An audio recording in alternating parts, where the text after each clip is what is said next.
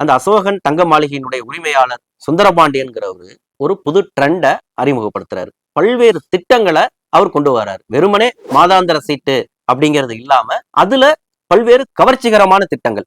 Daily 100 ரூபாய் கட்டு, 365 நாள் கட்டுறியா வருஷம் ஃபுல்லா, உனக்கு நான் ஒரு வருட முடிவுல அதுக்கு வட்டியோட சேர்த்து குட்டி போட்டு 39,000 ரூபாய் நான் தரேன், என்கிட்டே நீ நகை எடுத்துக்கோ, உனக்கு செய்கூலி கிடையாது, சேதாரம் கிடையாது, அந்த 39,000 ரூபாய்க்கு என்ன பெருமானம் உள்ள அன்னைய விலையில நகை இருக்குதோ அதை நீ அள்ளிட்டு போ.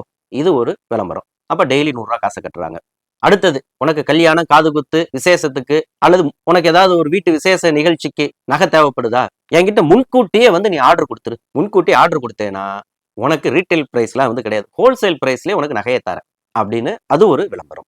அடுத்தது, இந்த மாதாந்திர நகை சீட்டுகள்ல நீ சேர்றியா, உங்க சேர்றவங்க எல்லாத்தையுமே ஒரு சீட்ல போட்டு குலுக்கி போட்டு அதுல தேர்ந்தெடுக்கிறவங்களுக்கு ஒரு வீட்டு மனை பிரிவு இலவசமா தரேன் அப்படின்னு ஒரு அறிவு. அப்ப 100கணக்கில் மக்கள் சேமிப்பு திட்டத்துல தானா சேர்றாங்க.